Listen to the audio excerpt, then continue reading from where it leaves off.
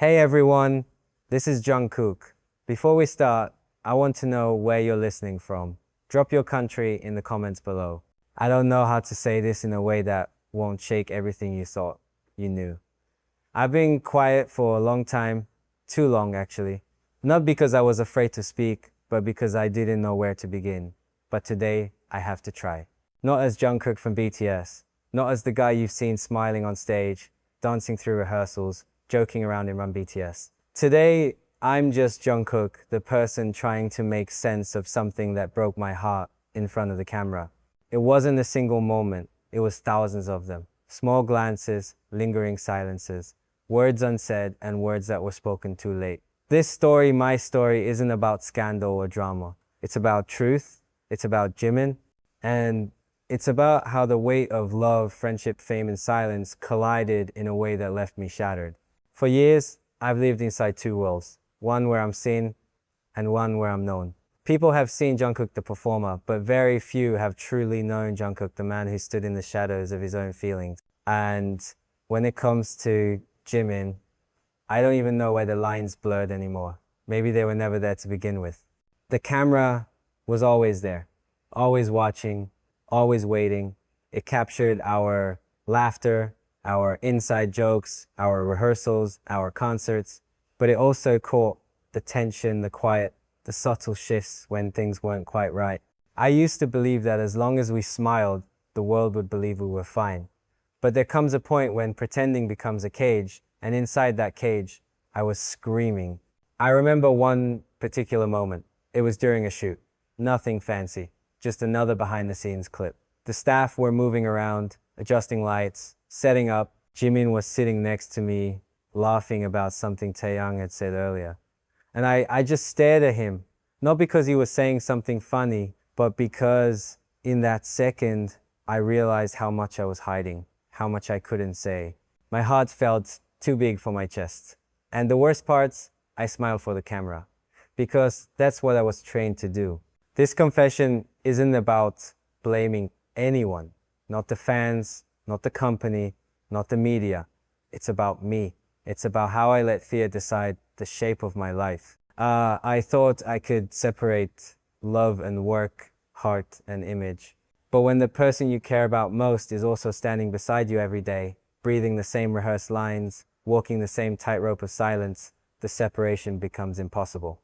There were nights I couldn't sleep, not because of the pressure or the exhaustion, but because I would replay our conversations, wondering if he ever felt the same confusion I did. Did he notice the way my voice changed when I said his name?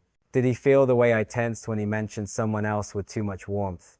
Did he know that every hyung I spoke carried more weight than I was allowed to show? You know, people always ask us about our friendship. You and Jimin are so close, they say. You're like brothers. And yes, we are. We were. But what if my feelings outgrew that definition? What if calling him my brother started to feel like a lie I told just to keep the world from asking more? The thing is, I never meant to fall for him.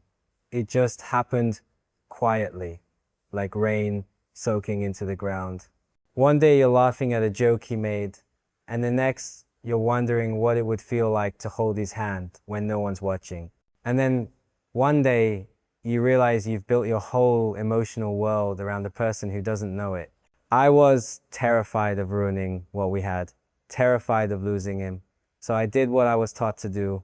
I hid, I smiled, I joked. I buried it all under fan service and choreography and schedules. And all the while, I was slowly losing pieces of myself. And then came the day, the moment when it all cracked. We were filming a documentary segment, something emotional, something honest. The producers asked us to speak from the heart. No script, no edits. I looked into the camera, and for a second, I saw him watching me off to the side, and I broke. Not on the outside, of course. I knew how to keep the mask in place, but inside, my heart's shattered. I couldn't say what I wanted to say. I couldn't speak the truth. Instead, I talked about gratitude, about our journey, about how we've grown, all the things you're supposed to say. But every word I didn't say became a weight pressing down on my chest. Because what I wanted to say was this: Jimin, I love you. And I don't know what that means anymore. I don't know if it's too late. I don't know if you've ever felt the same, but I can't keep pretending I don't feel it. But I didn't say that. I couldn't. And so the camera rolled, the edit aired, and the world saw me reflecting while I was dying inside. That was the moment my heart broke. Not because he rejected me, he didn't even know, but because I realized I might never have the chance to tell him. That's when I started thinking about what this life has cost me. Not the fame, not the privacy, but the truth, my truth. The truth is, loving someone in silence is the most painful kind of love. And when that love is wrapped in layers of fame, public perception, contracts, and fear, it becomes unbearable.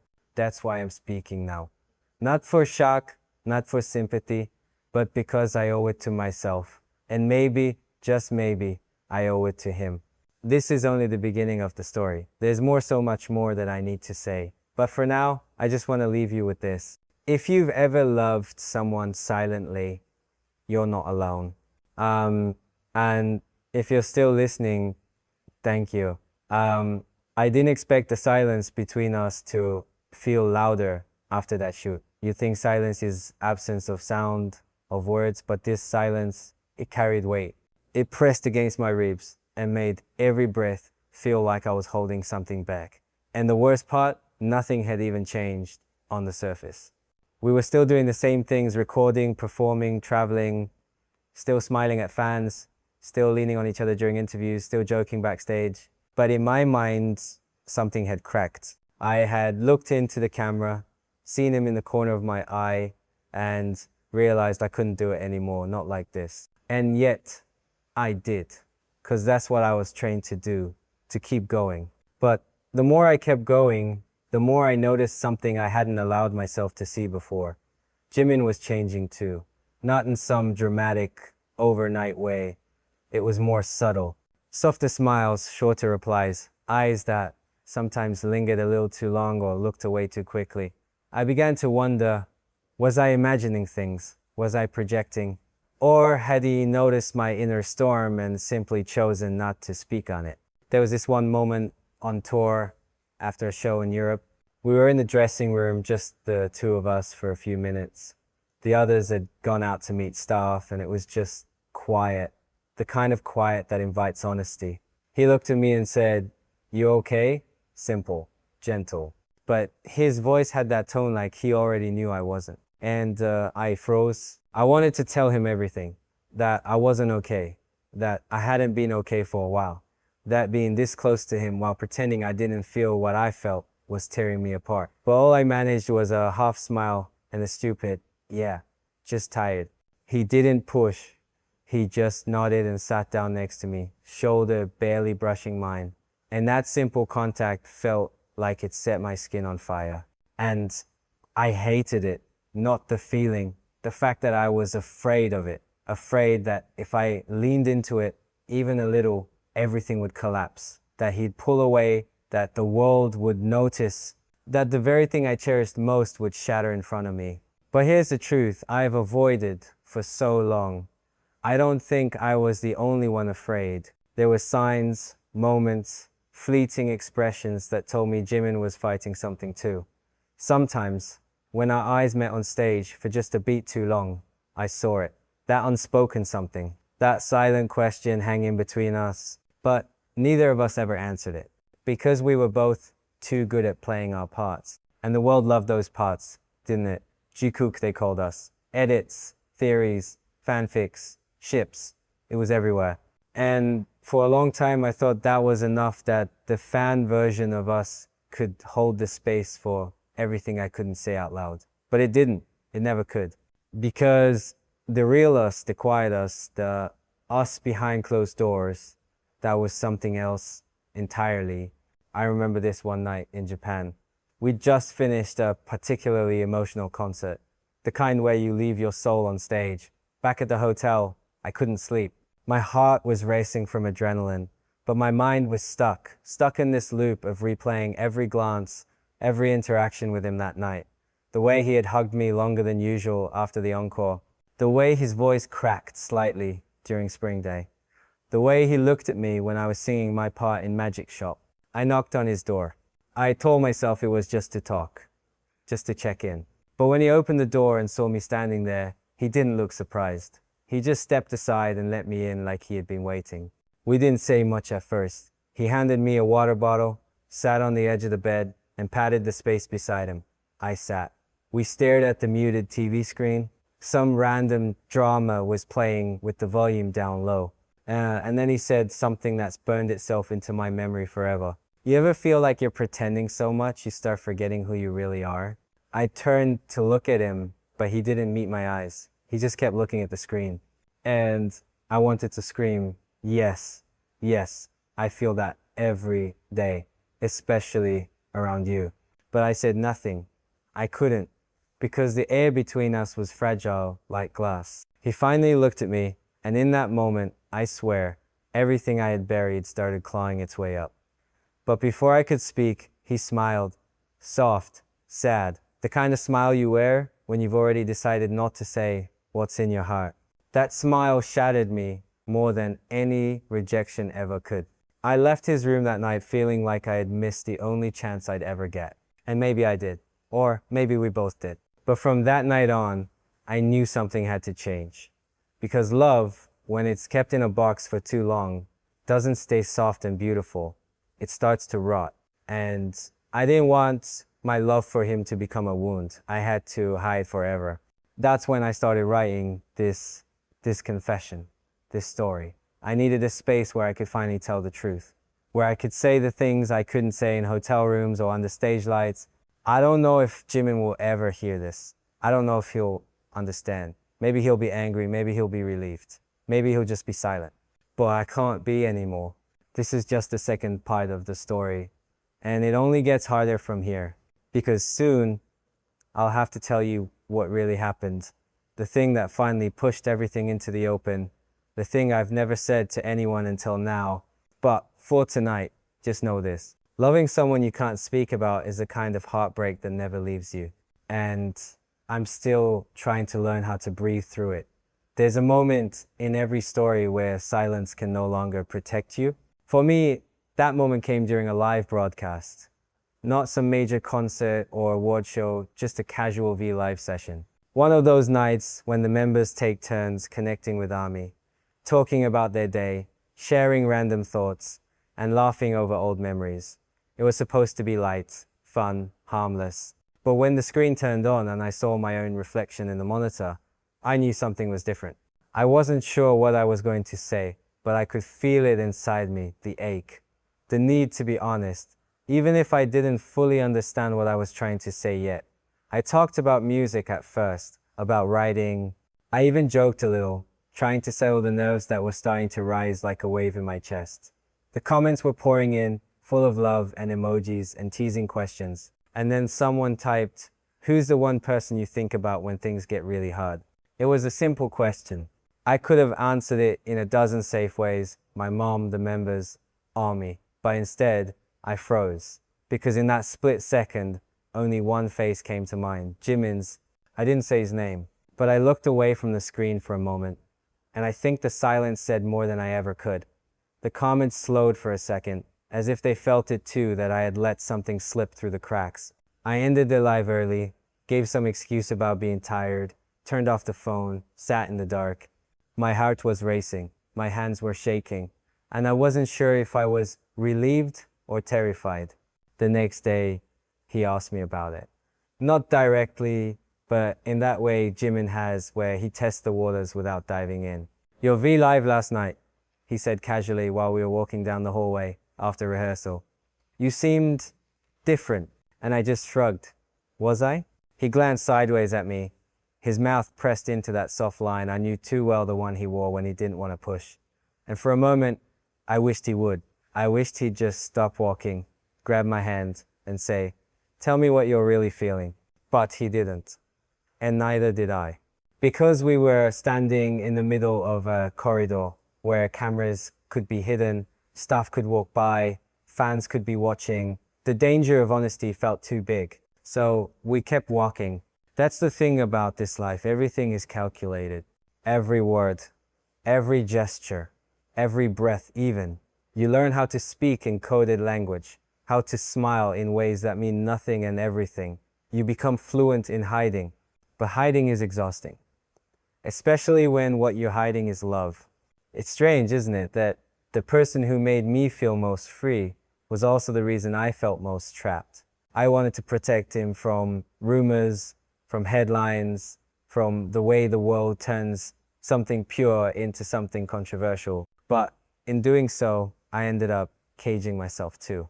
There was a part of me that thought maybe if I just waited long enough, things would shift. That one day I'd get the signal, the permission to speak freely. But that day never came. And what came instead was pressure from all sides. It started subtly. Managers reminding us to be careful with interactions. Staff watching us more closely during live events. Scripts being reviewed and altered before interviews. It became clear they were watching. They always had been. One day, a staff member approached me privately, someone I had trusted for years. "I know things are close between you and Jimin," they said, lowering their voice. "Just be careful. There's a lot riding on perception right now." I wanted to ask them what exactly I should be careful of. Friendship, kindness, feeling, but I didn't, because I knew what they meant. And worse, I knew they were right. It wasn't just about us anymore. It was about image, about brand deals, about international appeal, about contracts written in ink, but enforced with silence. And I felt my chest tighten with something I hated: shame. Not because I had done something wrong, but because I had let them convince me that love, in any form, was something dangerous. That night, I cried, alone, for hours. Not just for myself, for him too. For the way we had to pretend. For the way every gentle touch became a risk. For the way I started questioning if the way I felt for him was a burden he never asked for. Because love, true love, is supposed to be freeing. But ours? Ours was a secret locked behind golden gates. And yet, despite everything, I still looked for him in every room. When we performed, my eyes always found him first. When we traveled, I always checked if he was sitting near me. When something funny happened, I always looked to see if he was laughing too. Because no matter how hard I tried, no one could replace the way he made me feel. And maybe that was the most terrifying truth of all. I loved him quietly, completely, hopelessly, and I didn't know how much longer I could carry that alone. The camera never caught the moment I broke. Not fully, but if you look closely, really closely, you might have seen it. In the way my smile faltered when he looked away. In the way my hand lingered an inch too long. In the way I said his name like a prayer I wasn't allowed to speak aloud. Part 3 of this story is heavy, I know, but the truth is never light. There's more to this, more than I've admitted, more than even he knows, because the real heartbreak wasn't the silence. It was what happened when I finally tried to break it. There's something cruel about timing. It's not just about being late or early, it's about being right on the edge of something real, only to watch it slip through your fingers because the world wasn't ready. Or maybe because you weren't ready. The night I finally tried to say it, really say it, everything was set up to go right. We had finished filming a special project in Busan, just the two of us. It was meant to be light, nostalgic, us revisiting memories, walking streets we hadn't in years, eating at that little tteokbokki place near the station. The producers thought it would be good fan service. They didn't know they were creating the backdrop for the most important conversation of my life. The camera crews had packed up early. We were back at the hotel. Same hallway, same pattern, his room across from mine. It felt like any other night, but inside, something was shifting. I couldn't keep holding it in, so I knocked. He opened the door and smiled, like he always did when he saw me. That soft smile, the one that made everything else fade for a second. "What's up?" he asked. And for once, I didn't dodge it. "I need to talk," I said. My voice was quiet.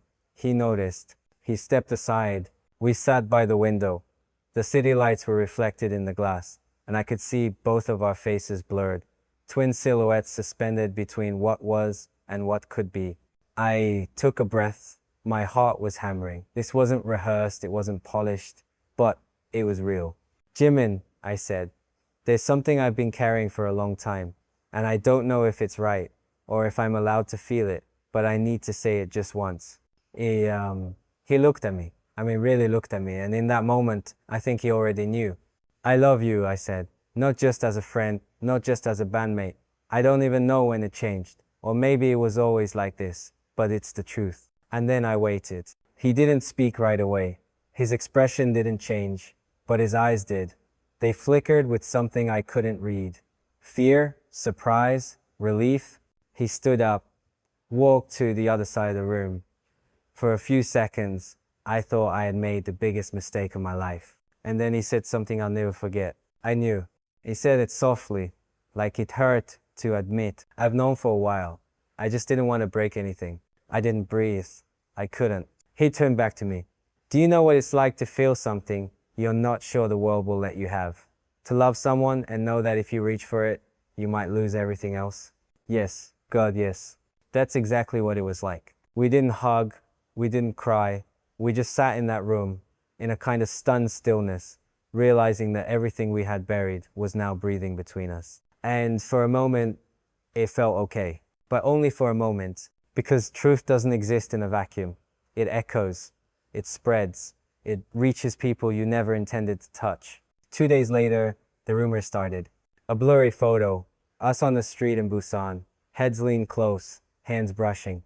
It wasn't even a damning image, but it was enough. Suddenly, my phone was flooded. Manager texts, PR alarms, staff meetings. Clarify it's nothing. Don't comment at all. Smile harder in the next group interview. Post something with another member to shift attention. I was suffocating. And Jimin, he shut down. Not in a cold way, but in a way that broke me. I could see it in his posture, how he pulled back, emotionally, physically, as if the moment I finally reached for him had become the very reason he had to step away. That hurt more than silence ever did. I didn't blame him. The pressure was crushing, and I had dragged him into it. We had spent years protecting our image, our group, our bond, and now one confession, one truth threatened to undo it all. The company never said the words directly, but the message was clear. Fix it, or we will. I started questioning everything, not just whether I should have said it, but whether I was even allowed to feel it. That's what this life does to you. It makes you doubt your own heart. And the worst part, I began to wonder if loving Jimin was selfish. Because I wasn't the only one who had to carry the weight of it. He did too. And he didn't ask for that. So I did what I thought was right. I distanced myself. It wasn't dramatic. It was subtle. One less late night talk. One skipped hangout. One text left unanswered a little longer. And he noticed. One day, he pulled me aside. Why are you avoiding me? He asked. His voice wasn't angry. It was tired. Tired of the dance. Tired of pretending. I wanted to scream, because I love you too much to ruin you. But all I said was, I think we need space. He stared at me for a long time, and then he nodded. Okay, that was it. And I've regretted it every day since, because what I didn't realize back then was that space doesn't heal everything. Sometimes it just makes the cracks permanent. Sometimes love dies, not from hate, but from fear. And my fear cost me the one thing I wanted most. The days after that conversation with Jimin felt unreal, like I was drifting through someone else's life. We still stood side by side on stage, still sang in harmony, still bowed together to thousands of cheering fans. But something between us had changed, and no matter how small it looked to the outside world, to me, it felt seismic. We had become performers again, fully, completely. Every word, every smile, every touch was part of the choreography. The bond between us hadn't broken, it had been frozen, preserved beneath layers of professionalism, fear, and the silent agreement we both made the night I asked for space. But here's the thing about frozen things. Eventually, they shatter. And mine did. I was backstage at a fan event in Seoul when it finally cracked.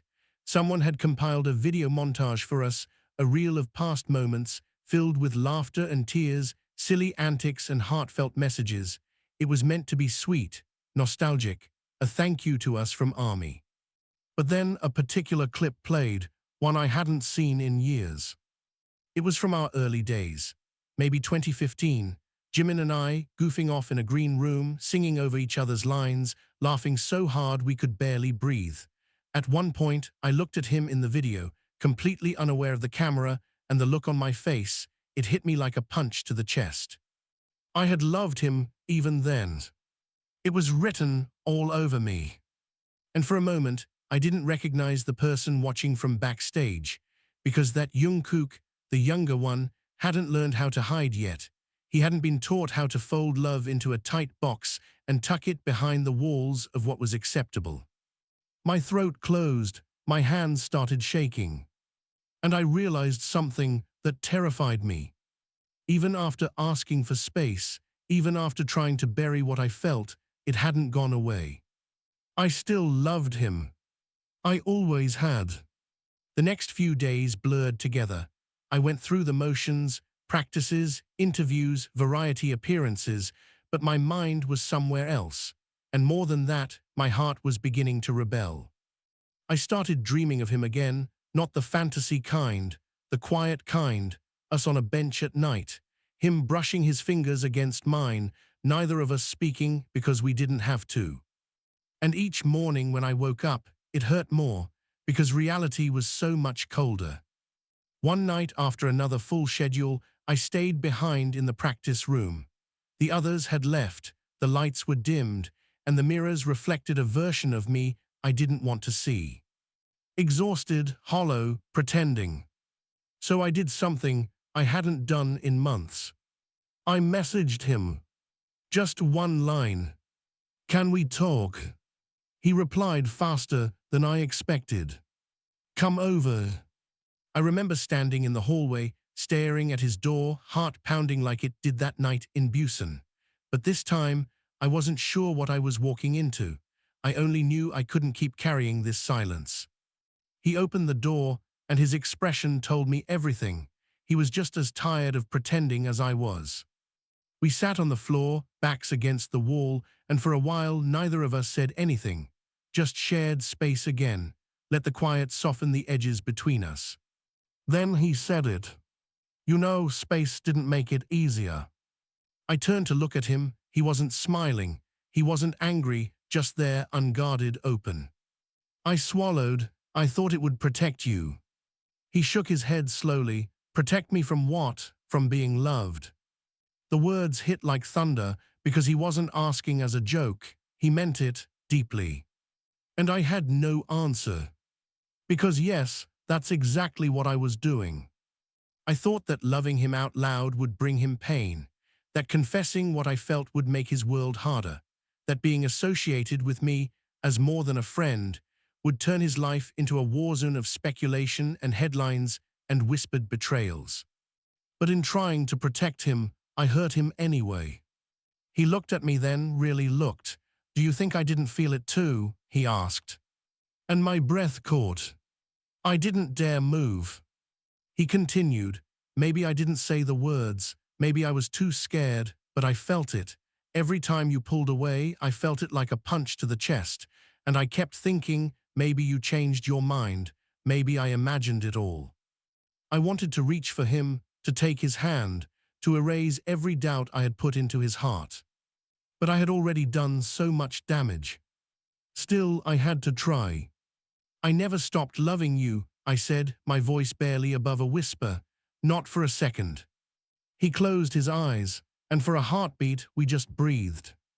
I don't know what I expected, a dramatic kiss, a sobbing embrace. But instead, he reached out and placed his hand over mine. Simple. Real. And it was the first time in months I felt safe. We didn't solve everything that night. We didn't decide what we were. We didn't map out some secret plan for the future. But we stopped lying. We stopped running.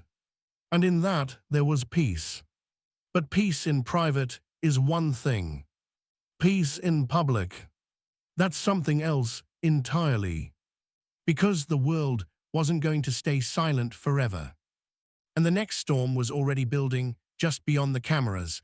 The night we held hands in the quiet of his room should have been the beginning of something beautiful. It felt like it. But in this world, the one we live in, the one built on spotlight and scrutiny, peace is temporary, especially when it's rooted in something the world isn't ready to understand. The very next morning, the headlines came. It wasn't a photo this time. It was a leak. A staff member, a hotel employee, a blurred hallway clip from a security camera showing me entering Jimin's room late at night and leaving hours later. No sound, no context, just a grainy frame that would be enough to set the internet on fire. And it did. Within hours, the speculation spread like wildfire. Jungkook spotted sneaking into Jimin's room. Army divided, Jungkook rumors spark again. HYBE remains silent as dating theories explode. There it was, everything we feared, everything we tried to avoid, all of it crashing down in the span of a morning. The company called an emergency meeting. Managers, PR heads, legal reps, they all looked at me like I was the fuse that had just set fire to a very expensive house. What were you thinking? Why would you risk this? Do you understand what this could cost us? They didn't ask if it was true. They didn't ask how I felt. They didn't care. Their only concern was perception. And in that moment, I felt small, powerless, like a child being scolded for playing too close to the edge. I wanted to scream. To say, yes, I knew the risk. Yes, I thought about the consequences, but do you think I can keep living like I don't feel what I feel? But I said nothing. Because every word would have been ammunition. Every truth I dared speak would have been spun into betrayal. And I knew Jimin was sitting in another room, probably being asked the same questions, facing the same cold eyes. Later that day, we crossed paths in the hallway. His face was blank, practiced. We walked past each other with only the slightest flicker of eye contact. Not because we didn't care, but because we cared too much and the walls were listening. That week was one of the hardest of my life. I couldn't eat, I couldn't sleep. Every time my phone buzzed, I jumped. Every interview felt like a minefield. Every fan event, I had to pretend that nothing had changed, that I wasn't being torn apart from the inside. And the worst part, I couldn't reach out to him. Not even a message. We were instructed to lay low, to minimize interaction, to let the news cycle move on. The same people who once called us brothers, best friends, soulmates on screen, were now the ones demanding we keep 10 feet of distance. Until this blows over. But love doesn't wait for permission. It doesn't pause because of PR schedules or trending hashtags. So I broke the rule. I messaged him. Just 3 words. Are you okay? No reply. Not that night. Not the next. And with every hour of silence, I felt the panic building. Had I dragged him into something he couldn't handle? Was he being punished more harshly than me? Had I become the source of his pain? When his reply finally came, it wasn't what I expected. I'm trying. Just that. 2 words that told me everything I needed to know. He wasn't angry, he wasn't retreating. He was fighting to hold onto something real in a world that demanded we be fake. So I did something I never thought I'd do. I scheduled my own meeting with the label. Alone. No manager, no PR. Just me and the executives. I walked into the room, sat down, and before they could speak, I said, I'm not denying anything anymore. The silence was immediate and cold. One of them finally said, do you understand what you're saying? I nodded, yes, and I'm tired of being afraid. They tried to reason with me that it wasn't just about me, that the group's image was at stake, that sponsors were already nervous, that global markets were watching. But I didn't budge. Because if everything we had built could fall apart because of love, then maybe it wasn't worth preserving in the first place. I didn't name Jimin. I didn't say anything that would drag him further into the fire. I simply said this. I'm done living like love is something I should be ashamed of. And then I left. I didn't know what would happen next. whether I'd be suspended, scolded, quietly removed from upcoming schedules, but I knew I had finally done something that felt right. That night, I sat on my balcony, watching the lights of Seoul shimmer like stars that had fallen too far. And my phone lit up. Jimin, I heard what you did. I waited, heart racing. Then another message followed. You didn't have to do that for me. And I replied, I didn't, I did it for us. There was a pause. Then one final message. Come over. I went. Of course I did.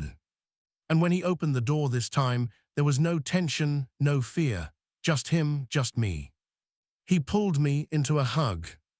And for the first time, there were no cameras, no staff, no scripts. Just two people who had finally stopped hiding. It didn't fix everything, but it was a start. And sometimes that's all you need. The night Jimin opened the door and pulled me into, that hug felt like coming home after years of being lost. We didn't say much at first. We didn't have to. There's a kind of silence that doesn't feel empty. It feels full, charged, safe. That's what it was. We sat on the floor again, just like we used to, our backs against the edge of the bed, the room dim, except for the city lights bleeding through the curtains. He looked tired, not the kind of tired that comes from practice or travel, but the kind that builds when you've been carrying something heavy in your heart for too long. I knew that look, because I saw it every time I looked in the mirror. We didn't talk about the leaked footage. We didn't talk about the company or the fans or the press. We talked about us, the version of us that existed before all of this, the quiet glances, the lingering touches, the conversations that tiptoed toward something more. I used to replay your voice in my head, Jimin said, just the way you'd say my name. That broke something open in me. Why didn't you ever say anything? I asked. My voice came out softer than I intended, not accusing, just aching. He exhaled slowly, because I didn't want to be the reason everything fell apart. That's when I realized we were both trying to protect something, but we had different ideas of what needed protecting. I was trying to protect him from the world. He was trying to protect us from the world. And in doing so, we both ended up suffering in silence. I thought I was the only one, I admitted. You never were, he said. And just like that, all those years of doubt, those nights I lay awake wondering if I was the only one drowning in unspoken feelings, they faded. But of course, love isn't just about confession, it's about what comes next. We weren't naive, we knew the fallout hadn't ended. If anything, it was just beginning. That week, the company released a statement. Carefully worded, vague, cold. Recent speculation about the private interactions between BTS members is unfounded and exaggerated. We ask for continued respect for the artists' personal lives. It was the equivalent of sweeping the whole thing under the rug with a polite smile. But the damage had already been done. The media moved on quickly, distracted by another scandal, another drama, another celebrity incident. That's how these things go. Outrage is fleeting, but what lingered was the tension inside the company. We were watched more closely, monitored, advised. Jimin and I were assigned different hotel floors, seated apart during group events, split during variety segments. They said it was coincidence. We knew better.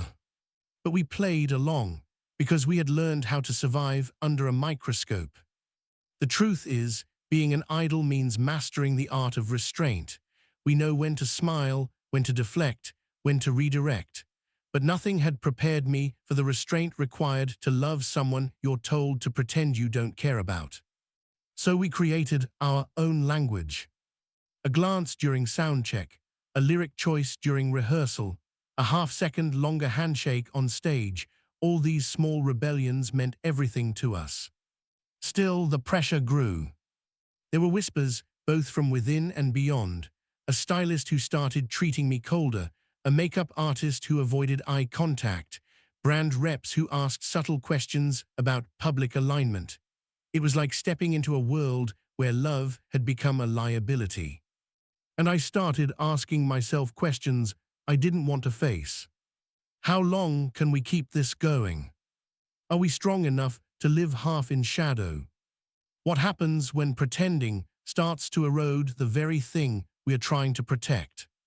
Jimin sensed it. Of course he did. He's always been able to read me like a book. One night after a shoot, we sat alone in the van. The others had left in a separate car. The driver was outside, taking a smoke break. It was one of those rare moments where the world wasn't watching. "I don't want to be your secret anymore," he said.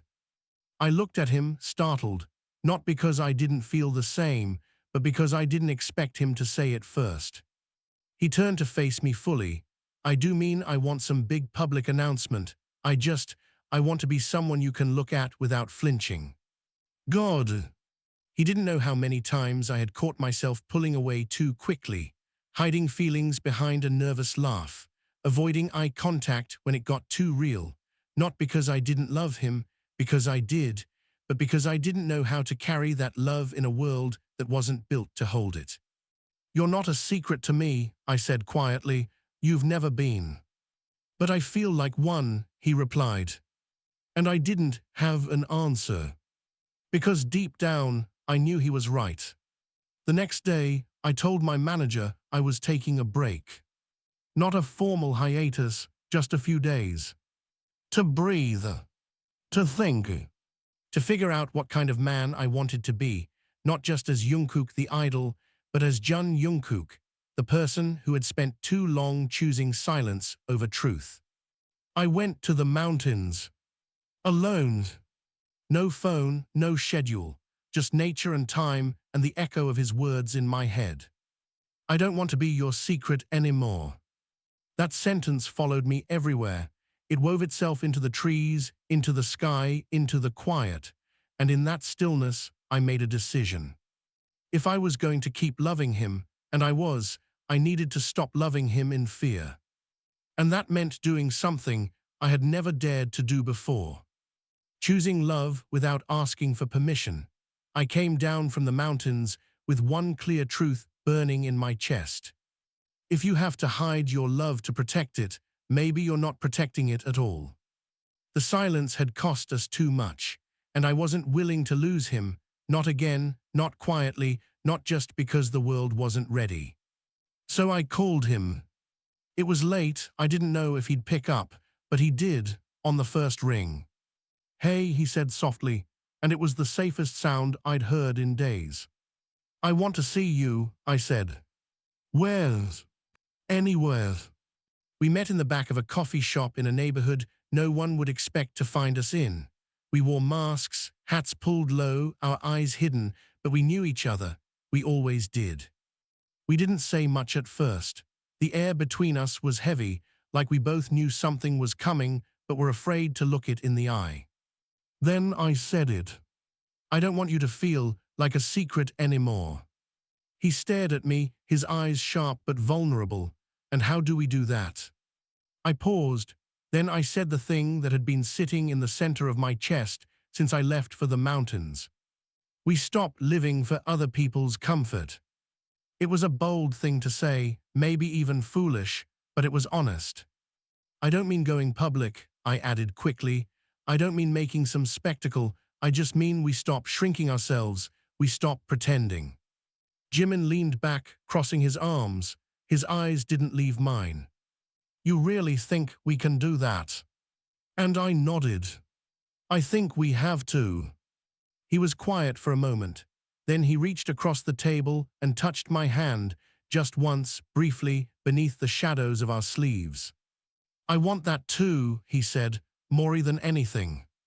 That moment became the turning point. We didn't come out and announce anything. We didn't post cryptic messages or feed the rumors. We simply started living a little more honestly, at least with each other. We stopped walking on eggshells when we were alone. We let the silence be filled with real conversations again. And most of all, we let ourselves feel again. But the world doesn't let go of its suspicions so easily. The fans began noticing changes. noticing the way we stood a little closer again, the way our eyes found each other more often, the way we laughed, not for the camera, but with something real behind it. And as always, the speculations returned. But this time, something was different. We didn't flinch. We didn't deny.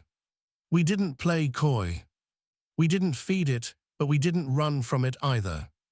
And slowly, I started to see a shift. Not in the company, not in the media, but in some of the fans. Messages began appearing in my inbox, not the invasive ones, not the ones that demanded explanations, but soft ones. I don't know what's true, but I just want you to be happy. If you love him, we support you. Thank you for showing us what honesty looks like. And those messages broke me in the best way. Because they were reminders that love isn't shameful. That maybe, just maybe, there was room in this world for something real. But of course, not everyone felt that way. Some fans turned cold, some unfollowed, some launched hate campaigns, claimed betrayal, accused us of ruining their fantasy. It hurt, I won't lie. Because no matter how strong you think you are, being told you're a disappointment by people who once called you their world hurts. But I reminded myself of this. I didn't join BTS to be worshipped. I joined because I loved music, because I wanted to share pieces of myself through songs, through dance, through performance. And if I can't share the most honest part of me, then what's the point? Jimin and I talked about it constantly. We had late-night phone calls that stretched into dawn. We talked about the future, not in some grand fantasy, but in quiet, careful ways. Do you think we'll ever be able to just exist? He asked one night. I knew what he meant. Exist without cameras, without judgment, without fear. I don't know, I answered, but I want to fight for the chance. That's when we made the promise. Not to go public. Not to explain ourselves. But to never hide from each other again. To make eye contact when it matters. To say the words even when they're hard. To choose each other even when the world tries to pull us apart.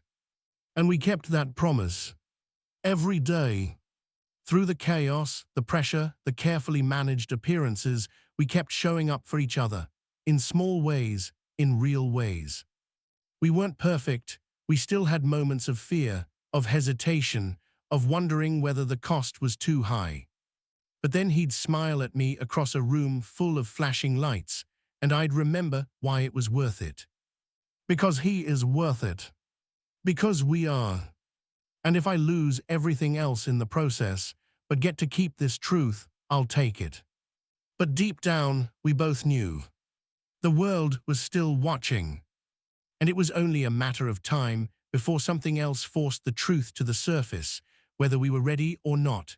There are moments you think you'll never forget, and then there are moments that brand themselves into your memory like fire. This was one of those. It was supposed to be a celebration. We had just wrapped filming a documentary, one that was meant to showcase our journey, our growth, our bond as brothers, as artists, as BTS. The crew wanted us to do one final group sit-down, candid, emotional, honest. They set up the room like an intimate talk show, warm lights, soft cushions, everything designed to make us open up. I was already nervous. Not because of the camera, but because of what I knew I was going to say. I had been carrying the truth for too long, not the details, not some dramatic revelation, just the truth of what it means to love someone in silence. And I was tired of hiding it. The members took turns talking. Namjoon spoke about leadership. Yoongi talked about the creative process. Hoseok shared about burnout and finding joy again. When it came to Jimin, he talked about vulnerability, how hard it is to show your true self when you're expected to be strong all the time. And then it was my turn. I don't remember the first few sentences. I think I thanked the crew, the fans, the members. My voice was calm, rehearsed. But then the producer asked, "What's the hardest thing you've learned about yourself during this journey?" I paused. Because the real answer wasn't in the script. And for once, I said it anyway.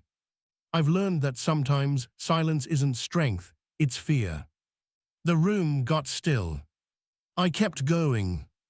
I used to think that protecting my image meant protecting myself. But what I've realized is that the longer you hide something real, the more it starts to eat you alive. I didn't say his name. I didn't need to. Because I turned my head just slightly and my eyes found his. And in that moment, I saw it. The truth reflected back at me. Pain. Recognition. Love. I didn't cry, but my voice trembled. There's someone who has been part of my life for so long in ways most people will never understand, and I've spent years pretending that what I feel is something I should keep hidden, that loving someone quietly is somehow nobler than loving them honestly. But it's not. It's just lonely. The room was silent. I felt the tension crackle like static. I knew I had crossed an invisible line. But I also knew I couldn't take it back. Later, they would ask if they should edit that part out. I told them not to. If this is supposed to be real, I said, then let it be real. I walked off the set that night with my heart pounding so loud it drowned out everything else. I didn't go back to the hotel right away. I walked the streets for an hour, trying to calm myself, trying to prepare for whatever fallout was coming. I thought Jimin might be angry, or afraid, or distant. But when I finally returned, he was waiting in the hallway, leaning against the doorframe of his room. He didn't say anything. He just opened the door. I stepped inside, and for a long time, we just stood there in the middle of the room, like two people on the edge of something we didn't know how to name. Then he said, "You didn't have to do that." I know. But you did. I couldn't stay quiet anymore. He nodded, I know. We sat on the floor again, just like we always did. And this time, he took my hand. Firm, steady. I'm scared, he admitted, but I don't want to live afraid anymore. Me either. That night, we didn't talk about the future. We didn't talk about fans or management or backlash. We talked about the first time he realized he loved me. He said it was the night I stayed up with him while he cried over his father's surgery. I didn't say much, just sat beside him, holding a speaker between us, playing his favorite sad songs. I kept thinking, he said, if someone can sit with me in silence like this, maybe I'm not alone in the world. I told him the moment I knew I loved him too. It was after a performance of The Truth Untold. I was still shaking from emotion, and he quietly slipped me a water bottle with a note tucked underneath the label. You don't have to carry everything, I see you. We'd never spoken about that note before, but I kept it, I still have it. That night, in the silence of a hotel room filled with memories, I kissed him for the first time. No music, no camera, no choreography, just truth. It wasn't the kind of kiss you see in movies. It wasn't fireworks and passion and spinning rooms. It was gentle, earnest, a whispered "I'm here" pressed into lips that had waited too long. And after that, the fear didn't disappear, but it changed. It became something we held together instead of alone. I don't know what the next day will bring. I don't know how long we'll be allowed to live this truth out loud. But I do know this. My heart broke in front of the camera that day because it was the first time I showed it fully. And instead of shattering into silence, it shattered into freedom. You'd think that after confessing something so raw, so exposed, the world would fall apart or maybe finally fall into place. But what came next wasn't as dramatic as I expected. No explosions, no press conference, no announcement from the company. Just silence. And that silence was terrifying, because it felt like the calm before a storm. The documentary aired 2 weeks later. It wasn't a big event, no flashy promotions. It was released quietly on our official channel. The fans tuned in, of course, millions of them from every corner of the globe. They watched each of us speak, cry, laugh, reminisce. And then they reached my part. The part where I stopped following the script. The part where I broke the illusion. My confession, without names, without details, but full of emotion, was left untouched in the final edit. No music swell, no commentary, just my voice, raw and steady. And then the world reacted. Within an hour, my name was trending globally, alongside Jimin's. Speculation exploded. Fan theories, reaction videos, edits with soft music and slowed-down clips of us smiling at each other. Hashtags surged like a wave, some filled with love, others with confusion, and of course, some with backlash. I knew it. Jungkook is real. Please just let them live. Say it with your chest, Jungkook. But also, how could you do this to the group? Why ruin the fantasy? Don't bring drama into BTS. And then there were the people who simply said, "Thank you for being brave." I sat on my bed that night, phone in hand, reading until my eyes burned. My heart felt like it was being pulled in every direction. Pride, fear, relief, regret, hope. The members checked in one by one. Namjoon, you okay? Yoongi, proud of you, that took guts. Hobi sent a heart emoji and a gif of someone crying dramatically. Even Taehyung, who rarely comments on anything serious, wrote, "It was about time, bro." But I was still waiting for one message. Jimin's. And it didn't come. Not that night. Not the next morning. And with every hour that passed, a new kind of fear settled into my bones. Had I gone too far? Had I put him in a position he didn't ask for? Had I broken something fragile between us? I didn't want to be selfish. I didn't want to throw him into the fire just because I was tired of hiding. But then, late that afternoon, there was a knock on my door. It wasn't security, it wasn't staff. It was him. Wearing a hoodie, mask tugged under his chin, his eyes rimmed red like he hadn't slept. He didn't say anything at first. He just walked in, shut the door, and stood in front of me. And then he whispered, I watched it. I swallowed hard. I wasn't trying to out us. I needed to say something real. I know, he said. His voice was quiet, shaky. I was scared, he continued, not of what you said, just what it meant. And what does it mean? He looked up at me. It means we can't go back. Those words hit like a punch and a hug at the same time. We couldn't go back, not to the way things were, not to the comfortable denial, not to the carefully curated performance of distance. We had crossed a line. And maybe, for the first time, we had done it together. He sat beside me on the couch, pulling his knees to his chest. I could feel the tension in him, the weight of too many years lived in half-truths. Then he said something that cracked my heart wide open. I used to pray you'd say something like that, and now that you have, I don't know what to do with it. I didn't have a perfect answer, but I offered him what I had. We don't have to figure it out today or tomorrow. I just want to stop pretending that this isn't the most real thing in my life.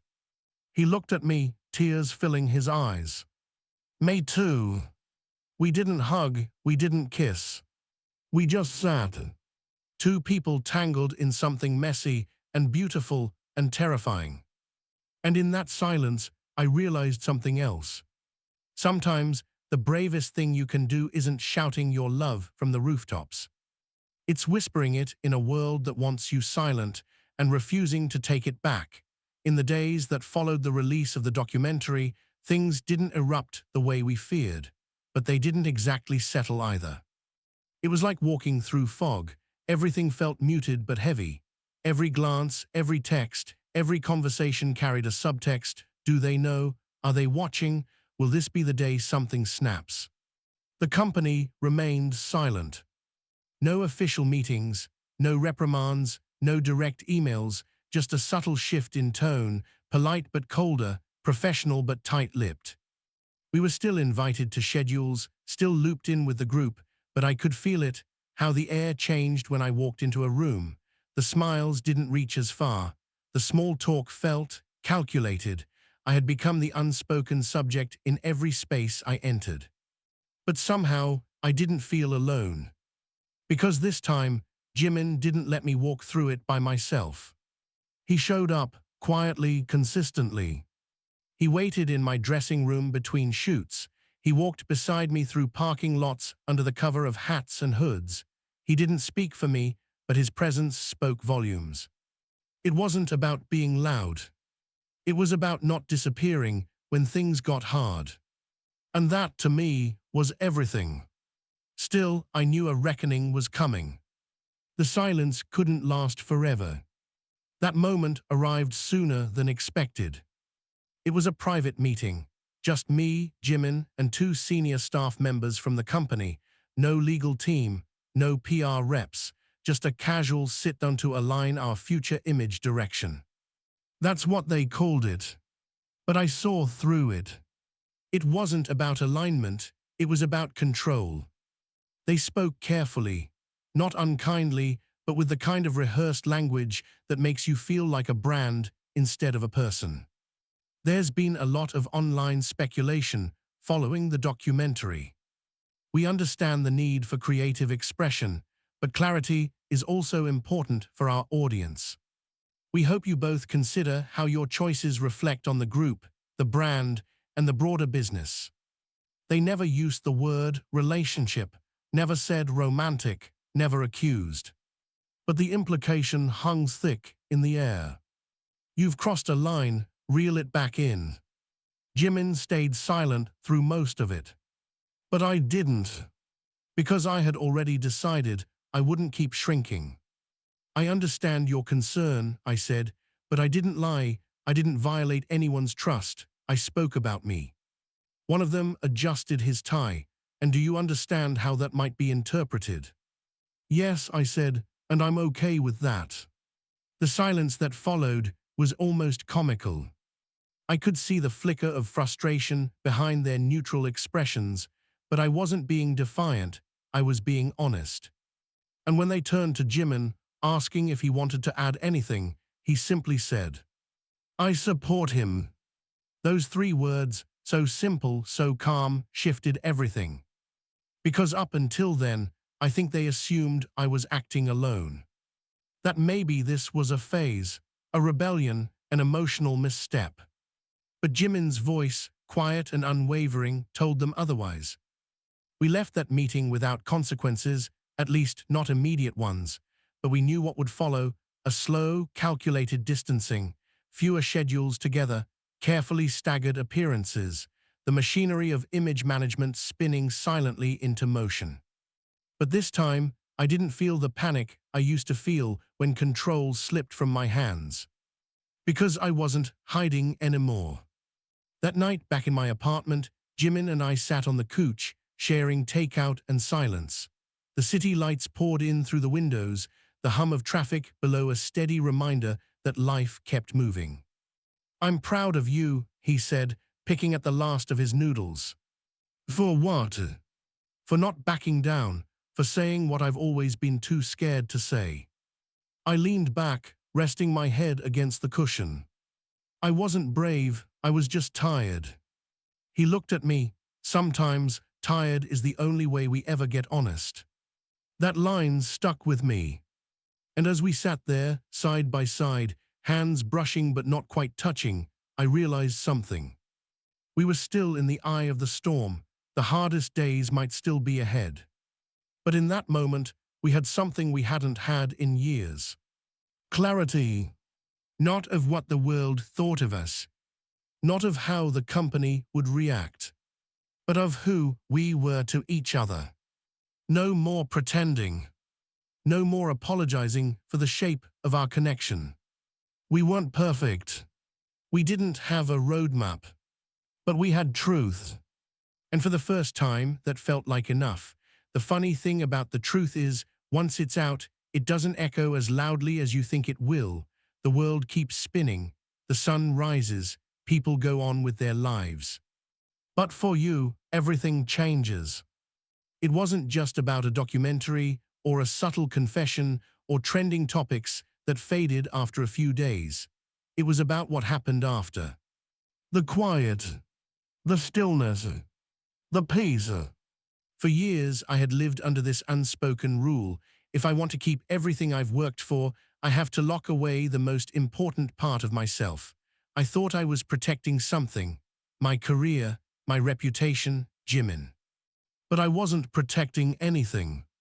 I was starving the very thing that made all of it worth it. Love. It wasn't always the romantic kind. It was the kind of love that shows up when no one else is watching. The kind of love that reminds you who you are when everything around you is noise.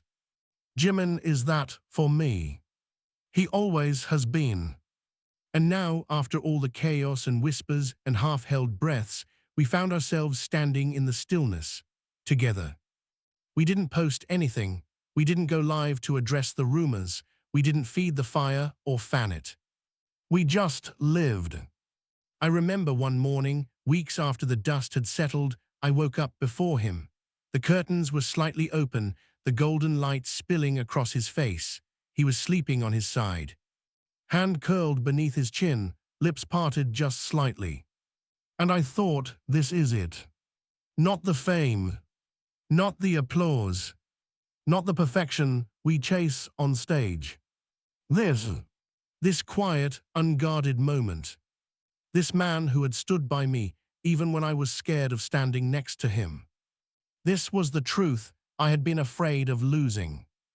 And now that I had it, I wasn't letting it go.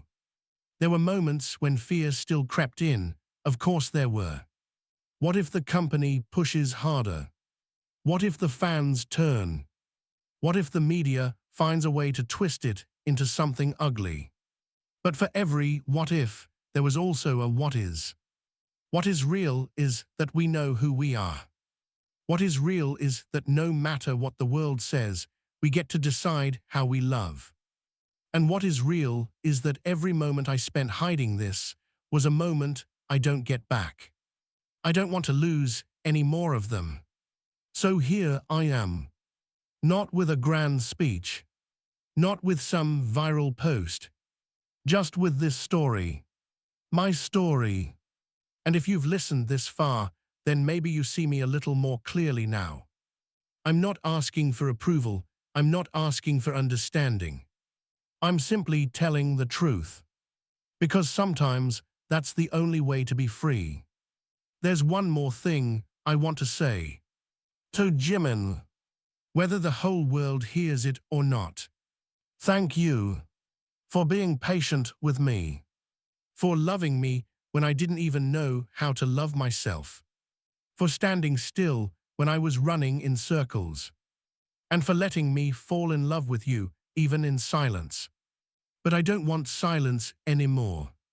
I want a life where I can look at you across the room and not have to pretend it means nothing. I want a life where my heart doesn't have to break behind closed doors. I want a life with you. And if I lose everything for saying that, so be it. Because for the first time in my life, I finally feel like I'm living. Not just performing. Not just surviving. Living. And it's all because of you. So thank you for finding me in the noise and staying through the silence. Now I'm done hiding. And my heart, it's right here, in front of the camera. And I'm not taking it back.